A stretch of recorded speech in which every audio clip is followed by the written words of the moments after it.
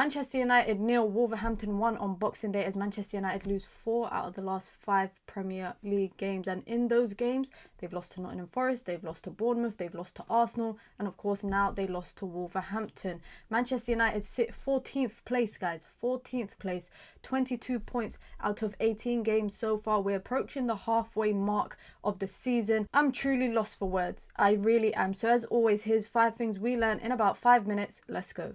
Number 1, I'm going to start with probably the biggest elephant in the room, and that is that Bruno Fernandez red card. That's 3 red cards for him this season.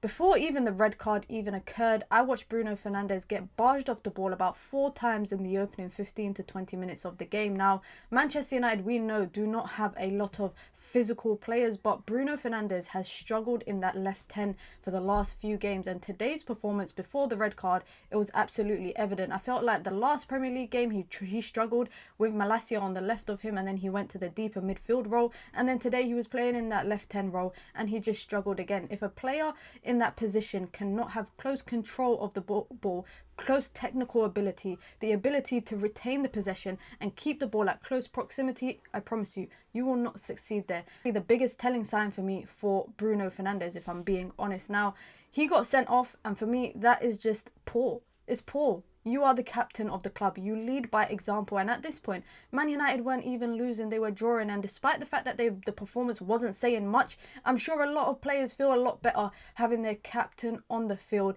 leading them on the battlefield, because that's what it feels like Manchester United are engaging in right now. I feel like they're going to war every single game and they're getting their asses whooped. Number 2, Manchester United really struggled in the final third. Again, one thing that I really noticed again today, and I mentioned it after the Bournemouth game, is that it seems like opponents are really starting to notice how they can nullify Amed Diallo's impact. Manchester United should not be solely focusing on Amed Diallo as being the most impactful player in the team. Everybody needs to carry some weight. But against Bournemouth, they had Kerkez doing a man-to-man, and when he did have possession, they would double up and maybe even triple up on him. And today they did the same thing. Totti would play man-to-man, force Amed central, and if he tries to go wide, they would double up or maybe even triple up on him multiple times. And you know what? Hindsight is really a thing, because now I realise why Ruben Amorim chose to play Amed Diallo at right wing back, because he was the best threat from those wider channels. His creativity, his ability to get forward. I'm not saying that he can't do it in the 10, because he can, but the biggest problem is that Amed Diallo is Manchester United's most creative wing back and the most creative 10.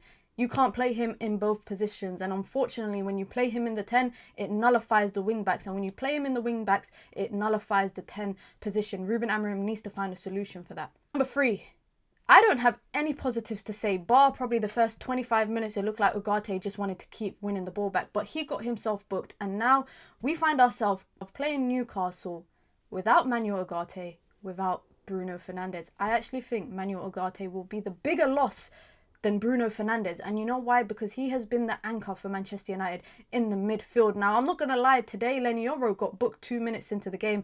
I felt like the referee, and he was a bit trigger happy at some points with the yellow cards, but it's very unfortunate for Manuel Ugarte to get booked. He misses the Newcastle game, and now Manchester United potentially might have to start with Casemiro and Eriksen, Casemiro and Kobe, whoever it is, Joe Linton, Tonali, Bruno Guimaraes. It's not going to be an easy battle against Newcastle, and I thought that that would be a game that Manuel Ugarte would be up for. And number 4, I mean, it's not really a video, guys, if I don't talk about set pieces. Manchester United concede another set piece. Today, 2 teams who are the worst in the league at defending set pieces came up against each other, and guess what?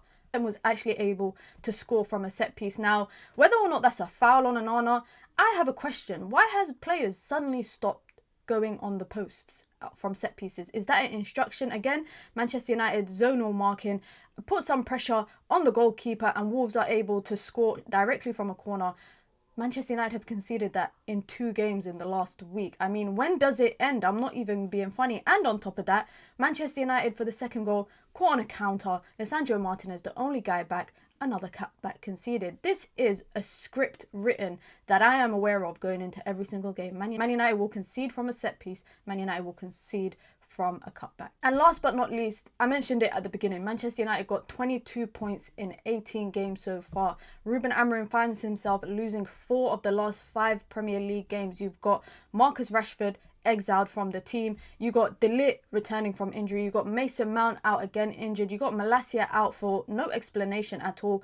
Ruben Amorim said it before the game started that he's still figuring out his strongest 11, but he is kind of figuring out the players that can play regularly. But he emphasized the need for time on the training pitch for them to build relationships, because otherwise the only time that they're going to play together is in the match, and that's not a chance to really get the practice in. But 22 points in 18 games. This is a question for you guys. How many points do you see Manchester United finishing the season with? I've said this time and time again. And let me make my statement clear.